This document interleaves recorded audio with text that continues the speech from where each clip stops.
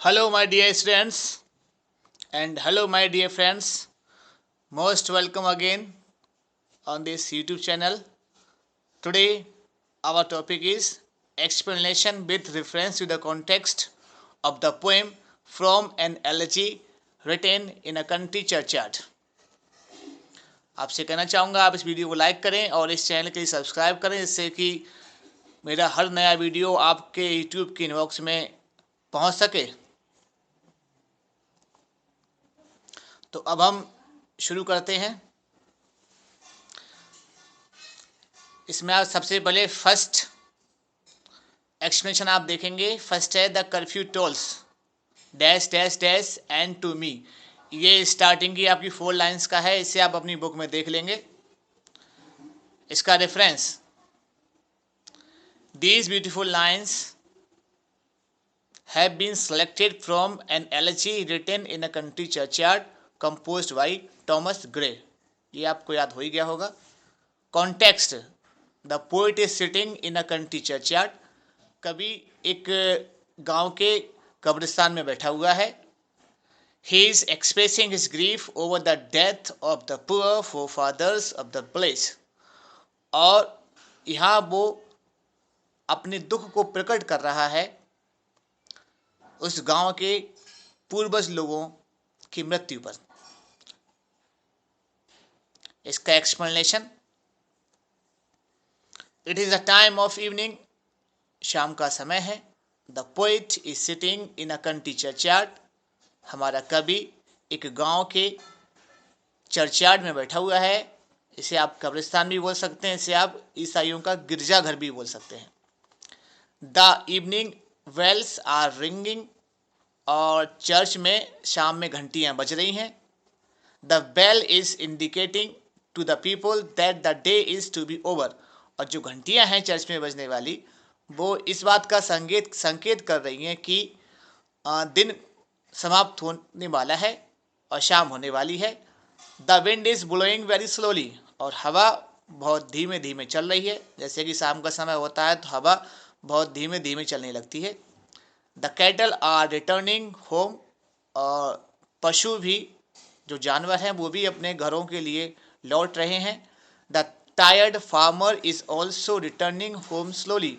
और अपने खेतों पे काम करके थका हुआ किसान भी धीरे धीरे हल्के हल्के कदमों से अपने घर की तरफ लौट रहा है। There will be darkness everywhere. और हर जगह अब अंधकार हो जाएगा।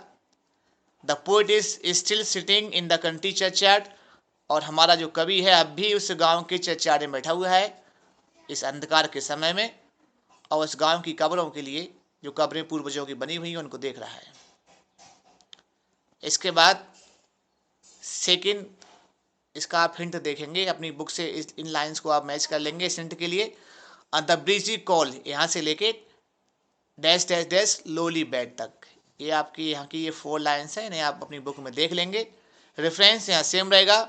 कॉन्टेक्स्ट भी यहाँ पर सेम रहेगा जो अभी तक था। और explanation it is the time of pleasant morning. ये सुबह का समय है, बहुत अच्छी सुबह निकली हुई है। Swallows are twittering from their straw built nest. और जो अबाबिल पक्षी है, ये छोटी चिड़िया होती है, वो चिड़िया अपने तिनकों से बने हुए घोंसलों से चहचहा रही हैं। The cocks are making loud calls. और जो मुर्गे हैं वो भी बहुत तेज़ आवाज़ निकाल रहे हैं, वो भी अपनी बांग दे रहे हैं। The reflecting sound of hunters can also be heard. और जो शिकारियों की गूंजती प्रतिध्वनि के लिए भी हम सुन सकते हैं, शिकारियों की गूंजती आवाज़ भी आ रही है। But all these sounds can not awake the dead forefathers from their Graves.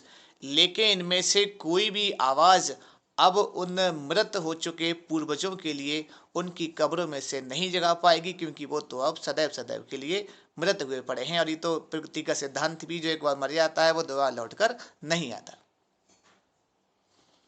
इसके बाद थर्ड, इसका आप हिंट अपनी बुक से मैच कर लेंगे। ये आपका स्टार्ट होता है let not ambition dash dash dash से of the poor.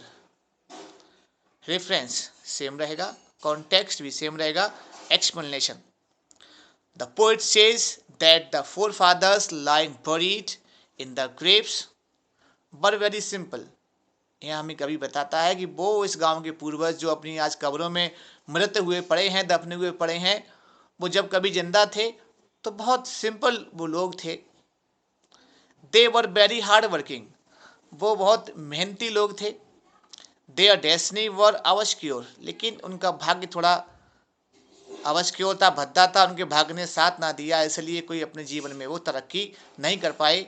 The ambitious people should not laugh at there easeful toil. इसीलिए हमारा जो कवि है वो एम्बिशियस पीपल, महत्वाकांक्षी लोगों से, महत्वाकांक्षा रखने वाले लोगों से कवि कहता है कि वो महत्वाकांक्षी लोगों के लिए इन पूर्वज लोगों के मेहनत पूर्वक कठिन परिश्रम की मजाक नहीं बनाना चाहिए। The grandeur people should not make a fun of them, और ना ही ग्रांडियर शान शौकत वाले लोगों के लिए इन पूर्वज लोगों का उपहास उड़ाना चाहिए। अब आपका चौथा एक्सप्लेनेशन का हिंट आप देख लें, अपनी बुक से मैच कर लें। The boast of heraldry dash dash dash to the grave. Reference, यहाँ रेफरेंस आपका सेम रहेगा, कॉन्टेक्स्ट भी आपका सेम रहेगा, जो अभी तक आपका चल रहा था वही। Explanation, the poet says that we should not be proud of our birth in a noble family. कवि कहता है कि हमें अपने एक उच्च परिवार में पैदा होने का घमंड नहीं करना चाहिए। यह देखिए इस लास्ट वाले स्टेंजा में कवि ने हमें बहुत ही अच्छी बातें बताई हैं, बहुत ही अच्छी सार्वभौमिक बातें बताई हैं, जिन्हें मैं कहूँगा आप इन्हें अपने खुद के जीवन में आप प्रयोग करें तो बहुत अच्छा रहेगा। आगे कवि कहता है we should not show off our power, कि हमें अपनी शक्ति का भी दिखावा नहीं करना चाहिए कि हम बहुत शक्तिशाली हैं। We should not feel proud of our beauty and wealth, हमें अपनी सुंदर होने का या अपने धनवान होने का भी हमें घमंड नहीं करना चाहिए। No one can save from the mighty hands of death, क्योंकि इनमें से कोई भी व्यक्ति मृत्यु के माइटी हैंड्स, शक्तिशाली हाथों से नहीं बच सकता।